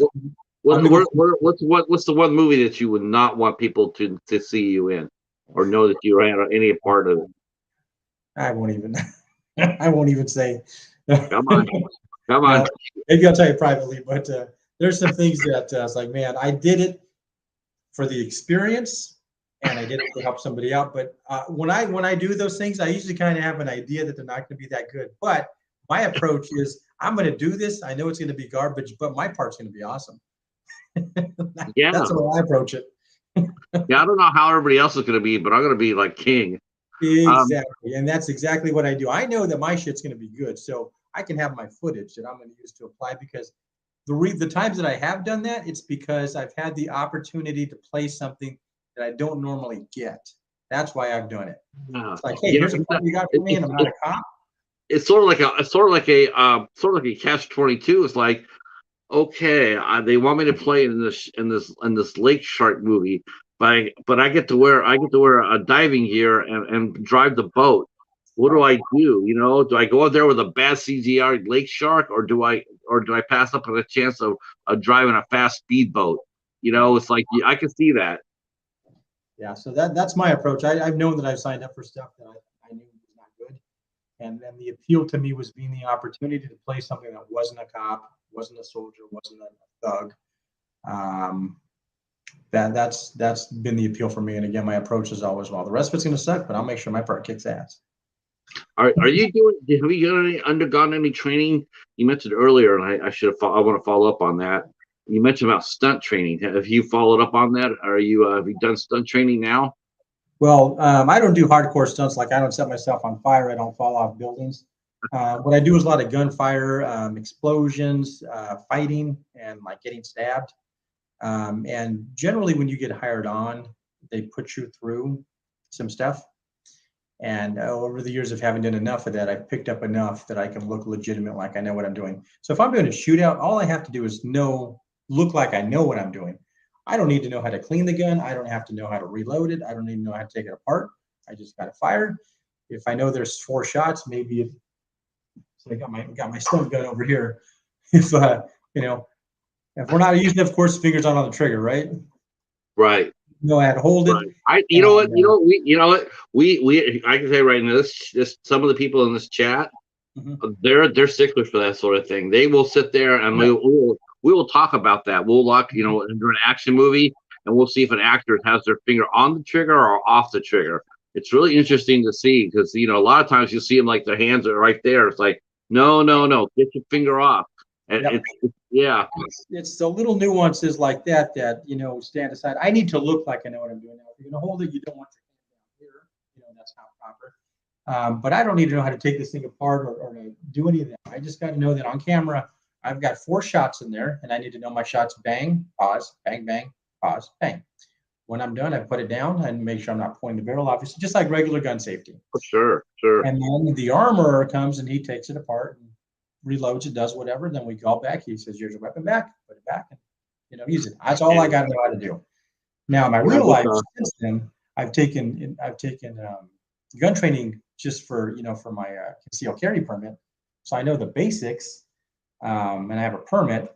But as far as like AR-15s and shotguns and M4s and all that stuff, all the training I've gotten has been for movies. So if you're ever watching a movie like Apes or Keanu or G.I. Joe, whatever, I've got my I look like I know what I'm doing. I'm acting. Now, the point you just made about you and your buddies talking about how it relates to film. Every single movie that I have ever worked on with a stunt coordinator or an advisor, police advisor here, he's going to show you guys how to do things. Does not translate to film. So, for example, if we're going to have a SWAT team and we're going to raid a house and we get the suspect down on the ground, in real life, you're going to have your gun down on that guy and it's not moving. That's reality, right? Yeah. However, it does not translate to film because it doesn't look good. They want those guns moving because it looks good. Yeah. Every single time I say that stunt advisor or the advisor, I say, "Man, you're here from the Kenner Police Department." I was like, "Yeah." I said, "Man, your buddy's going to tear the shit out of you when that movie comes out because they're going to blame you that this doesn't look real." And it happens every time.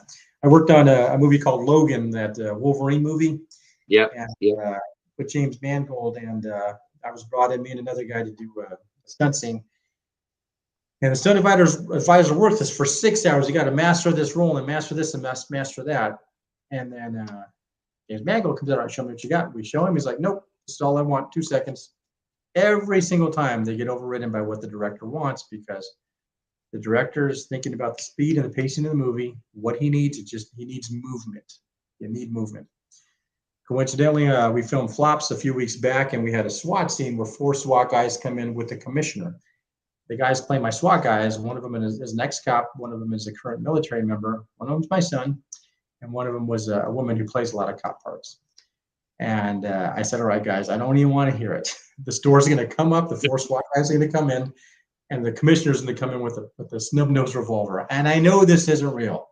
I know it's not real. Commissioner would never come in. The SWAT guys are not going to come into this. But there's going to be smoke and police spikes, and it's going to look badass. I can show you the scene. It looks badass.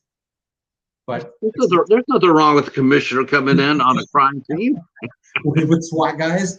But it looks cool, and that's what it comes down to. It looks really good. Yeah. And that's all that matters. So reality goes out the window.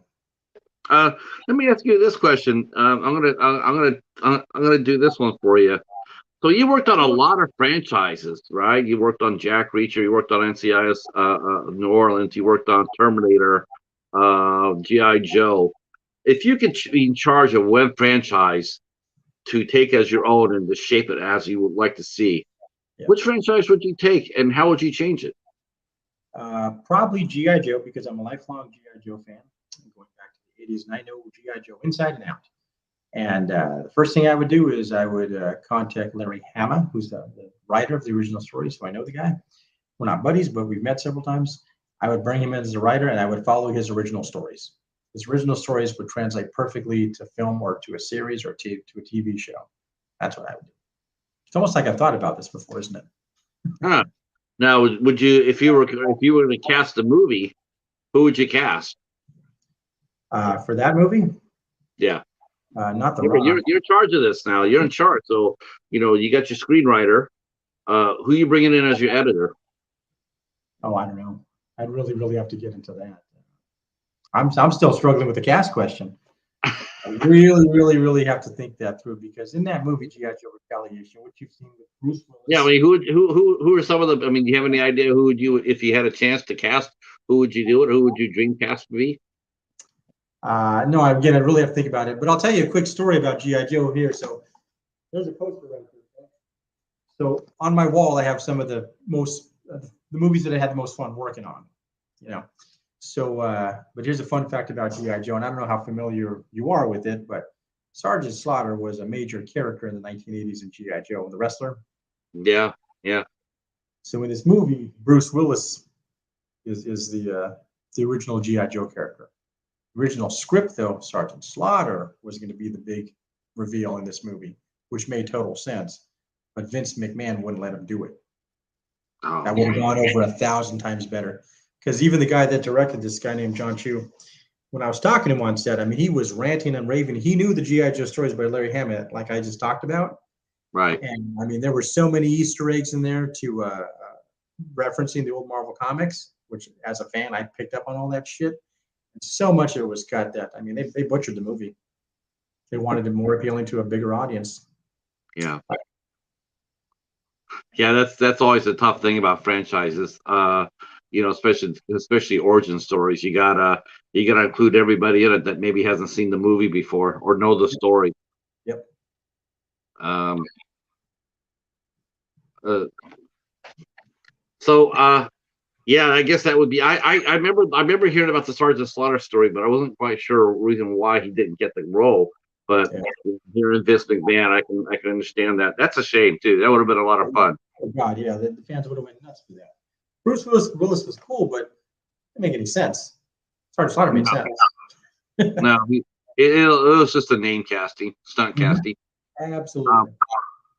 So what's next after Flops is 3 is done? Where do you have down the pipeline? Well, right now we're doing I'm going to California. When I get back about a week after that, I got to go to Mississippi to film another scene for a movie called Spirit of the Sword, which I mentioned earlier, where I'm playing a guy's father. His name is Jay Ashton. He wrote and is producing this, and it's actually only maybe 10 years younger than me, but we'll let the gray grow after this. And but I'm playing his mafioso father. So I've already done a few scenes on it, but I'm coming back to do some more. So we're doing that. We have to finish the editing for another project we just completed back in March called Cedar Creek, which is a horror written by my buddy and partner Michael Anglin. We've got shit. Probably. Was the Cedar Creek a horror film or a drama or? No, that's a horror film. Horror film. Now, how do you like doing horror? Are you familiar with it? Have you done a lot of it? Not really. I played a cop in it. Oh, but I was inspired casting. I like it. But I was in a producer role because again, this is my partner's movie, so you know. Are you well, at least? Well, since you're a producer, maybe you can cast yourself as the commissioner with the snub nose. There you go. But we've already filmed it, and he wrote it, and he wrote me a little part. But I was more of a behind the scenes guy, but he wanted a guy who could play a cop, and I could play a cop. So I think I only had 3 or 4 scenes, but we finished filming it. Now we got to put it all together, and that's gonna probably take 6 to 9 months to put it all together. So we got to do that, and then Flops 3, we probably have another 6 months on that, and when that's done, we'll do Flops 4, and that'll be a zombie story. As I mentioned, Flops is a silly parody of cops, and we have these lovable cops, and we put them in wacky positions. And it'll be a zombie episode. We got the basics. Got I swear to God, I just love the title of it because. Did you happen to watch the trailers that I sent you? If you can see behind me, I'm already shooting Flops 4 for you right now. I can send you the footage if you want. I got Flops 4 going on right behind me. I mean, you heard of a canine unit. Now we'll just have the feline unit. Did you happen to watch the trailers I sent you? I was working really hard today. I am going to catch the trailers. I'm always a little running behind. I was I got like 12 shows and like I got 12. I got actually got more than that. I got like 15 shows and the rest before the end of the month. I Jeez. am so like overload. I think Edward is a friend of yours because he mentions that you were a townie in JLJE. Jeez, yeah. Edward, I do know Edward. Yeah, he did the editing. Oh, okay. I had a feeling I hadn't seen him before, but he seems to. Yeah. Okay. He did the Good to editing. know. Is he a fellow? Is he is he one of your acting troupe? He's been helping us with special effects lately. Yeah. Okay. He Okay. he came in. So Dusty Brown put together Zhige, is how it's pronounced. It's about 2 years ago, and I mentioned this earlier, where he called me and said, "Hey, I'm going to put together my first feature. Would you come in as a consultant and first AD?" So I helped him with it, and then I believe they lost the original editor, and then Edward came in and put it together. And I met Edward for the first time at the premiere maybe 2 months ago now at this point. But yeah, he's been helping us with some special effects. And I'd like to get him much more involved than he has been. But right now, we've been spread so thin right now with, as I mentioned, hurricanes and COVID and all this other bullshit. So yeah, Right. we'd like to do more to do for sure. Oh, he says he haven't gotten a chance to work together yet. He has a baby on the way, so I've been very preoccupied. Yeah, that would be a little bit of a bump, speed bump. Yeah, because I've invited him out to come hang with us on set a couple of times, and he doesn't want to leave his wife. So I get that. I understand that. But open invitation for sure. Hold on 1 second here. All right. So here's the star of Flops 4 right here. Nice. Yeah, he was. They got mine running under somewhere. Keeps walking across the screen. That's funny as hell. So yeah, that's great. You got your all homegrown talent. You guys have a really close community. I think that's amazing. I think it's amazing. When Elaine mentioned Elaine Huntington, she mentioned you, and she mentioned some other artists, Jessa Flux, Feral Savage. It's just been I've been blown away by the level of talent that I've met so far. Oh, yeah. Louisiana seems to be really, really hot right now. Yep, a lot of opportunity if anybody wants it. Now, do you have tax incentives to bring filmmakers into the state? Oh, absolutely. Yeah, big time. Okay. Yeah, that seems to be really a big help, doesn't it? Oh yeah. It does help you able to get your project up and running a lot easier, a lot more affordable. Yeah, because I was thinking, we were talking about this before, like putting together, especially an indie project. It's going to be a little bit more dicier now because of the way the inflation is playing havoc with everything. Like you just can't jump in a car and drive 50 miles or 60 miles like you used to. Now everything has to be literally storyboarded out to what you're doing, how you're doing it, and how long it's going to take. And you seem to be that's right in your wheelhouse. Yeah, we do that anyway. We're extremely efficient. I mean, everything is planned out to the detail. And even then, however long we think it's going to take, we give ourselves about 3 or 4 times longer. Right. Because from experience, nothing ever goes according to plan. You may have perfect weather, and then a freak storm breaks out of nowhere and screws up your audio for 4 hours. Gotta wait it out. So I'm gonna say hi to a good buddy Jim. He just came in. Now it's dark. Hi Jim, how are you? Ice Lord in the house. We're doing good. We're doing good, sir. We're talking with actor, producer, and screenwriter John. Am I saying this right? Armijo. Yeah. Oh yeah, and John's also you mentioned conventions earlier. John's a conventioneer. He does the convention circuit, and he's going from Missouri to Florida and back again. Oh, for Phantasm. Or is it Phantasm or Phantom? Oh, how are you pronouncing it? I think it's Phantasm, but with an F. Have you been? You mentioned earlier about conventions. Have you been a guest on a convention in Louisiana or outside?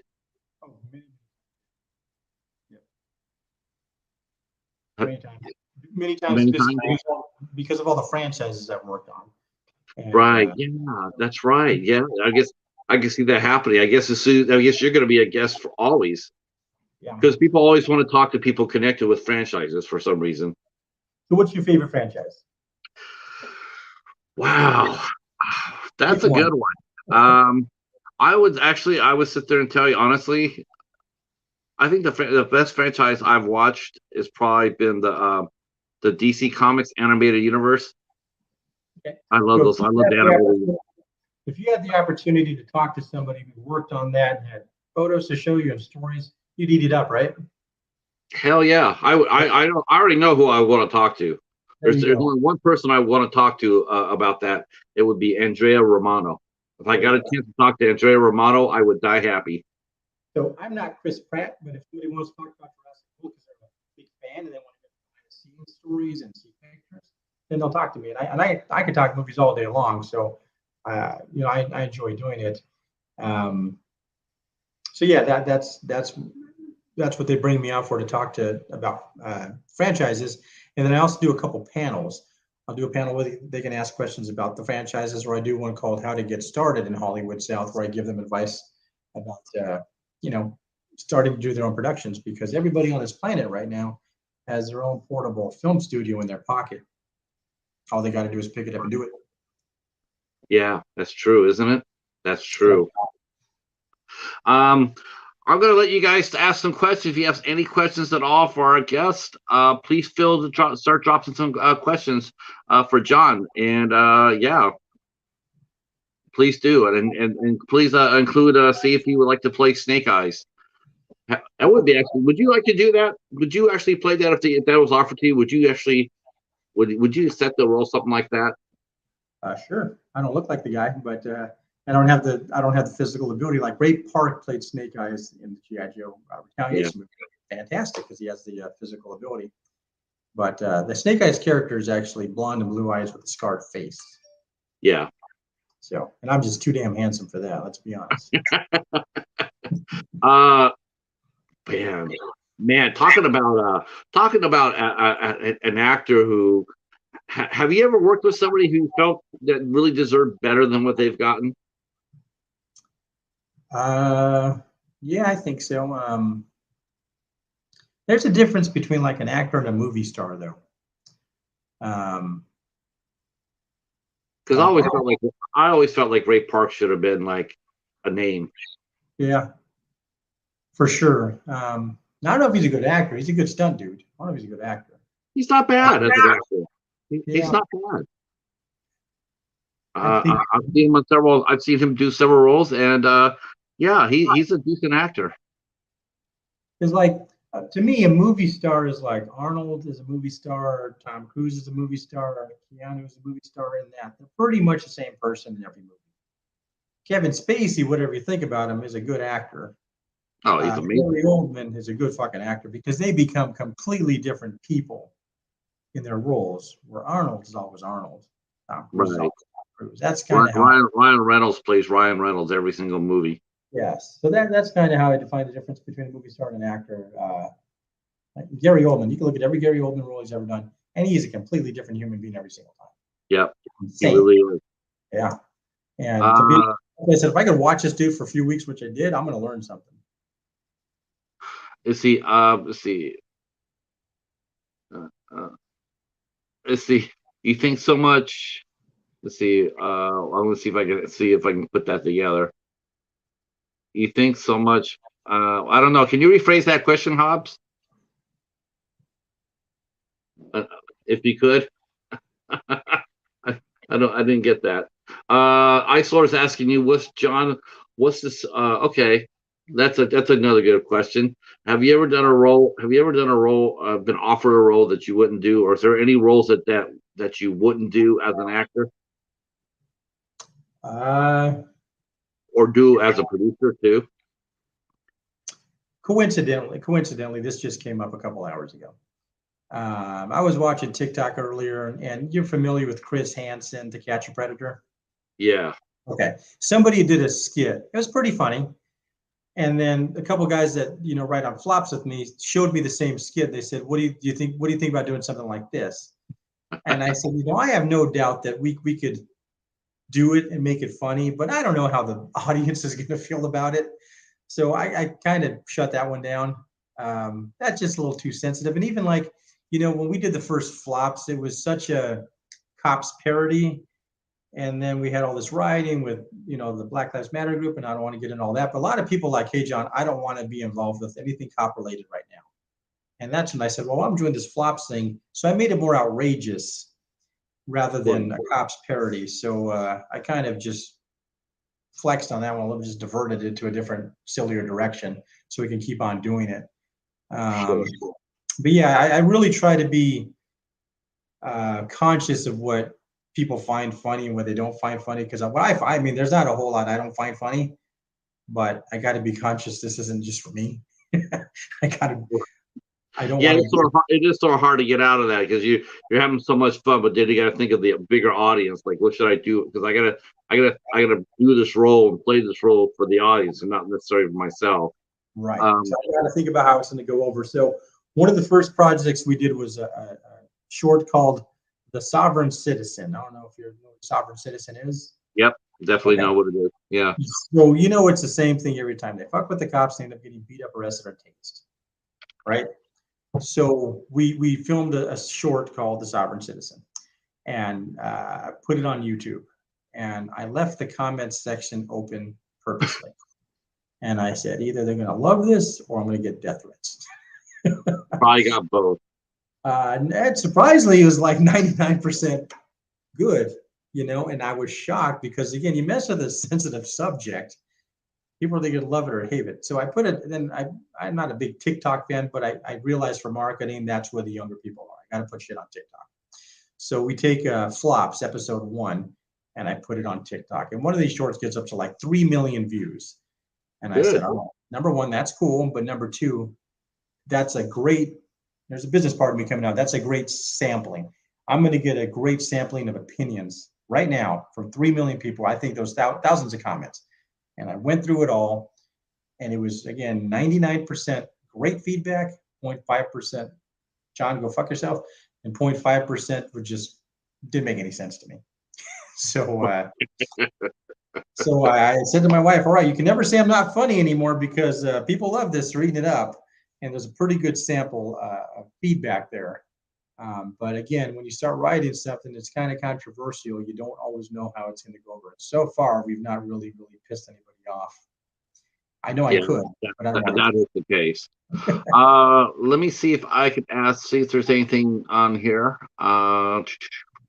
So Hobbs is asking about theatrical training.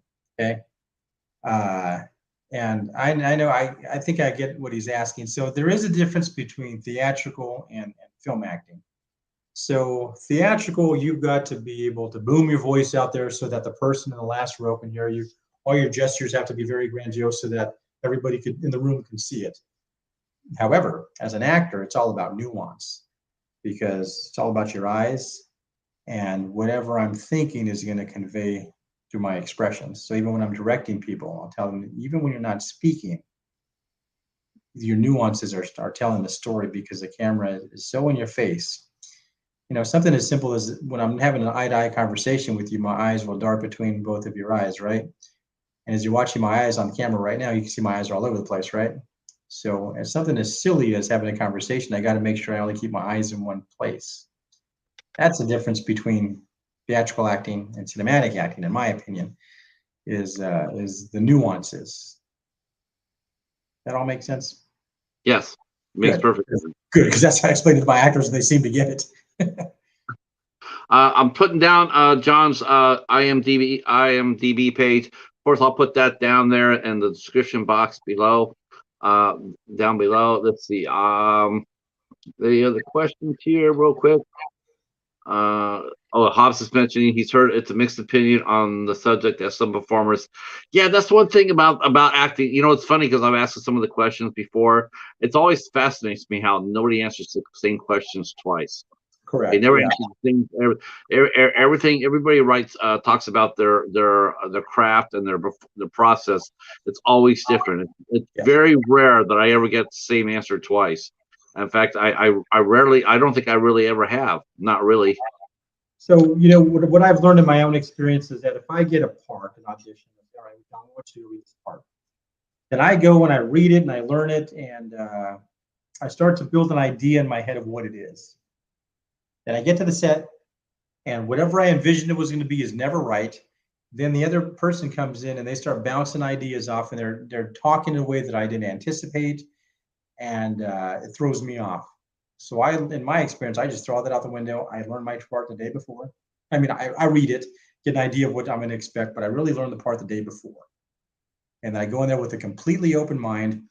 And in our productions, I always do a table read before we ever start shooting for this reason, that these guys can start to bounce each other off, because I know that whatever they're expecting is going to be wrong. So before we ever turn the camera on, let's start bouncing each other's chemistry off each other. Let's start walking through it so they can get 100% comfortable. Also, I give my actors the opportunity to listen. This thing is not completely black and white written. It's written, but it is also open to your own interpretation. If you want to change a word, say something different, I'm totally cool with that. There would be few times where I'll say this particular line has to be read exactly as it's written because it'll make sense down the road. But even that is pretty uncommon. I'm not such an egoist that it has to be written exactly the way that I wrote it. It has to, as long as they make the point and tell and sell whatever story I'm trying to tell them, that's fine. They can do it however they want. I've had people completely rewrite paragraphs like, listen, John, I'm taking bits and pieces, but I really want to make this my own. Is that cool? Yes. They make it their own, they own it, they're going to sell it more truthfully. Sure. As long as they don't go too far off the reservation. Yeah, I've had to shut that down too. Like, hey, John, rewrote this whole thing. No, sorry, because it's going to screw up the next scene. And I've had to shut that down. And in fact, I mean, that's one of my big bitches in indie films. And we use Facebook groups, private group for our production pages where we discuss things. And one of the things that I always talk about is, hey guys, read the script, know your part. We're going to do our read through when we get there. Don't start adding shit without talking to me first. We want to add shit, we got to talk through it first. But don't come in saying, hey, John, I rewrote your whole script, because the other 99.9% of us have already planned everything based on this. We're fine with some small changes, but you're not going to come in and rewrite everything that these guys have dedicated hundreds of hours to already, which has happened.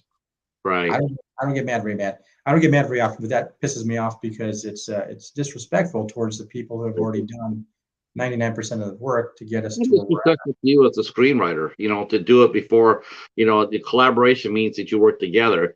Doesn't mean that you come in there and say, oh, by the way, it's like we haven't done anything yet, and you already feel like you're going to go ahead and take basically the idea for the reason why, or the reason why you're here is because of my idea, but you're going to go ahead and try to rewrite it.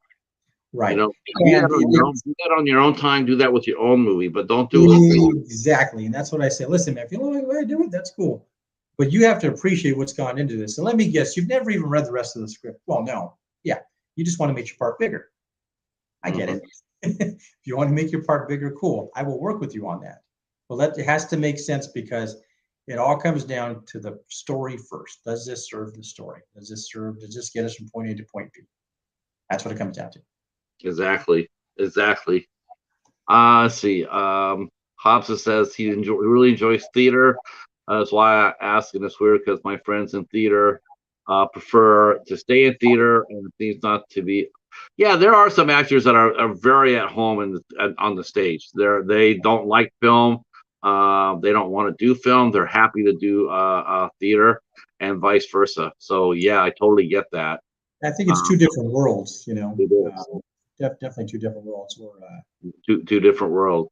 And Andre saying, awesome, good to have that open mind of letting people change things a bit. The key word there, and he got it, is a bit, a little bit, within reason.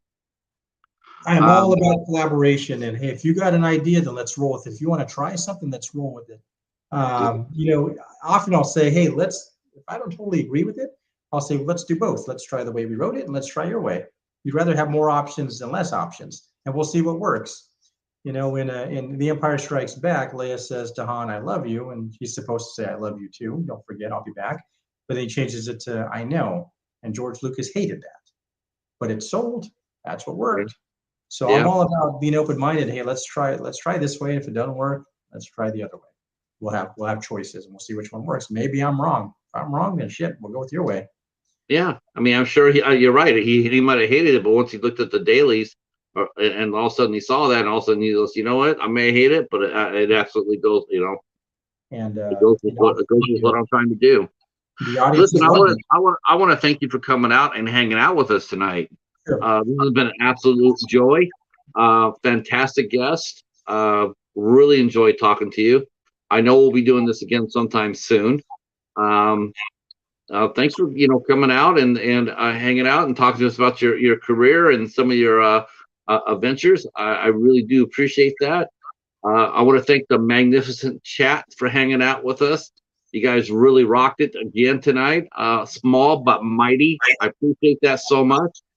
Edward, you and I will probably be talking down the road a little bit after your baby comes. You and I will probably get together and talk. So don't be surprised when that door comes knocking. Yeah,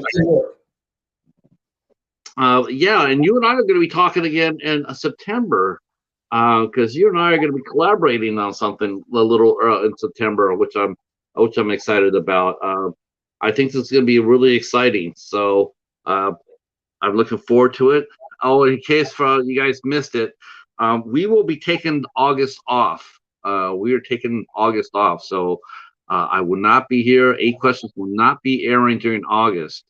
So we're going to take a month off to recharge our batteries and recharge our juices and film Flops 4 and yeah. But I do want to thank you guys for all hanging out again tonight. I really do appreciate it. We will be back tomorrow. We will be back tomorrow at 8 o'clock Eastern time with the lovely Devaney Penn. She is a true screen queen, old-fashioned screen queen. She's like, well, she's a modern one, but the term screen queen, when you say it, it's her. But she's a fine actress in her own right. She has done several really good movies, Escape to Ensenada. She's also done The Dawn, which I watched and really, really liked. And she'll be here with us tomorrow night at 8 o'clock. And on Wednesday, we will be here at 2 o'clock for Tom Jaleffi from When Darkness Falls. And he's also a film writer for Flickering Myth. He will be here at 2 o'clock Eastern time, and then 8 o'clock Eastern time. Actress Danny Inks will be with us. So that's what's going on so far this week. Thanks for coming. We will talk at you tomorrow night with Devaney Penn. All right, here we go. Stay right where you're at, John. Peace.